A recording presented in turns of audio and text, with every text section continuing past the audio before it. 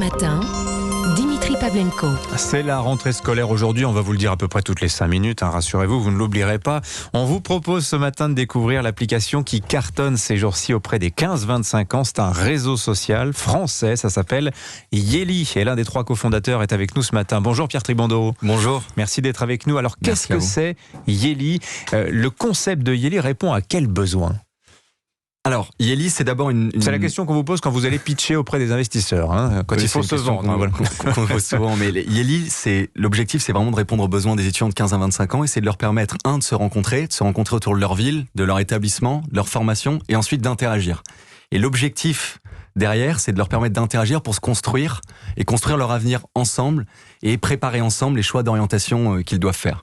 Aujourd'hui, vraiment, le besoin auquel on répondait, pour être très précis, c'était un besoin pour la rentrée, de savoir qui va être dans sa ville, qui va être dans son établissement. Alors ça, c'est en particulier pour les lycéens. Ce sera demain aussi pour les rentrées universitaires, pour répondre à ce besoin qui est vraiment important. Et c'est un besoin qui est important, pourquoi ? Parce que c'est une crainte, en général, à la rentrée, quand on arrive. Donc c'est hyper précis là-dessus, mais cette crainte, elle existe aussi tout au long de l'année. Et le but, c'est vraiment d'accompagner les étudiants tout au long de l'année pour qu'ils puissent échanger, se rassurer ou partager leur succès entre eux autour de cette application. Donc. Alors, quelle différence y a-t-il entre Yeli et les autres réseaux sociaux ou les messageries sur smartphone ? Qu'est-ce qui vous distingue ? Historiquement, en fait, ce qui se passe, c'est que Facebook a été le précurseur des réseaux sociaux et petit à petit a perdu beaucoup d'utilisation, en tout cas parmi les jeunes. C'est plus utilisé aujourd'hui, autour de 17%. C'est considéré même comme ringard, Facebook, auprès des jeunes. C'est considéré comme ringard. Moi, je l'utilise, je sais pas comment on me considère et je trouve ça toujours bien, mais oui, c'est vrai qu'entre les 15-25 ans, c'est plus du tout utilisé. Et schématiquement, si vous voulez, cette tranche d'âge-là utilise majoritairement des réseaux comme Snapchat ou Instagram. Ou TikTok aussi, voilà. Et TikTok, exactement. Beaucoup d'images, beaucoup de vidéos. Beaucoup d'images, beaucoup de vidéos, beaucoup de, je dirais, qualifierais d'entertainment. Peu de place pour quelque chose d'un peu plus sérieux ou qui laisse place à ces enjeux que sont ceux du lycée ou des études. Et nous, on connaît LinkedIn, par exemple. LinkedIn, c'est un réseau sur lequel ils ne peuvent avoir aucune existence. Ils sont totalement perdants dessus.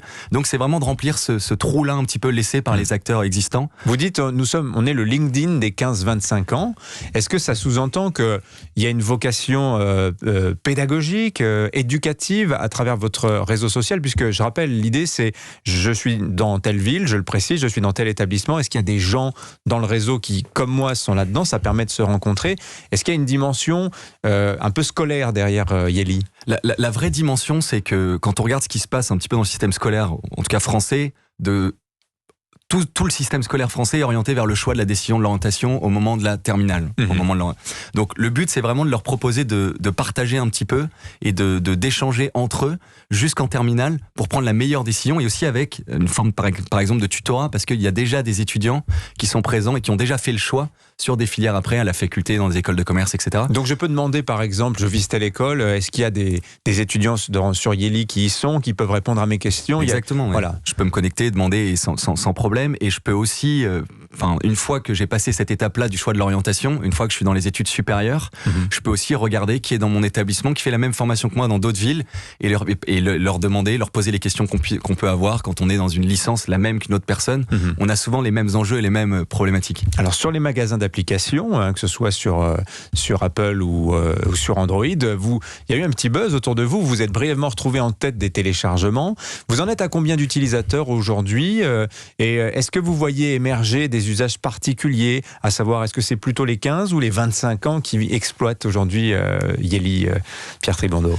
Alors, ce que vous dites, c'est intéressant parce qu'effectivement, il y a eu beaucoup de téléchargements au début, aussi bien sur l'Apple Store que sur Android. Donc, c'est vraiment disponible sur les deux.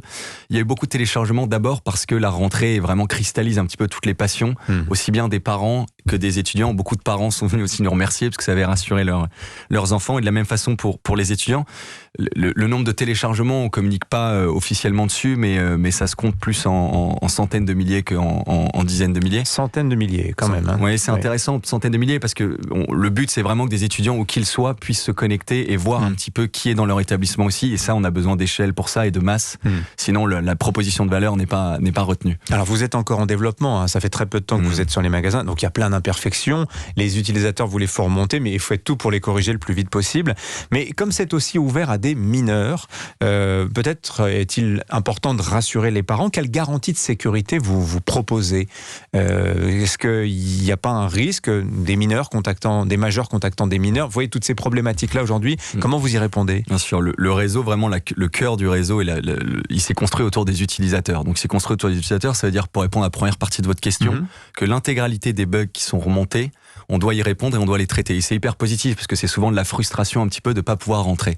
Et d'ailleurs, pour répondre à votre deuxième question, la majorité des bugs qu'on voit et des commentaires sont aussi sur des frustrations de je ne peux pas rejoindre le réseau, je suis en 6e, j'aimerais connaître mes camarades, etc. Ça, malheureusement, effectivement, c'est pas possible. Un élève de 6e ne peut pas s'inscrire sur Non, c'est pas possible. On doit protéger les utilisateurs. Les utilisateurs, en France, en dessous de 15 ans, en tout cas, entre 13 et 15 ans, on doit avoir l'accord parental. En dessous de 13 ans, ce n'est pas possible de rejoindre le réseau. Donc ça, c'est vraiment au cœur de de nos enjeux et de nos efforts aujourd'hui. Il y a une équipe qui est dédiée spécialement justement à traiter et à regarder des utilisateurs qui seraient malveillants, et toutes les possibilités sont mises en place pour les utilisateurs pour les reporter. Parlons de la société maintenant. Vous êtes une très jeune société. Vous avez levé 1 million d'euros au stade actuel qui vous permettent en fait vraiment de poser les bases de la société. Vos objectifs, qu'est-ce que c'est concrètement chez Yali?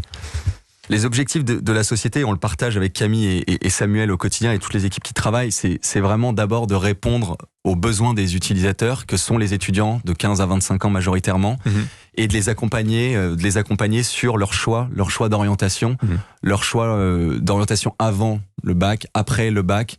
Et au départ, c'était ça la genèse, et c'est vraiment là-dessus qu'on travaille au quotidien. Merci Pierre Tribondo. Yeli, Y-E-2-L-Y, à découvrir donc sur vos magasins d'applications pour vous et pour vos enfants. Surtout pour eux d'ailleurs, semble-t-il, puisque ce sont eux les cibles. Merci à vous.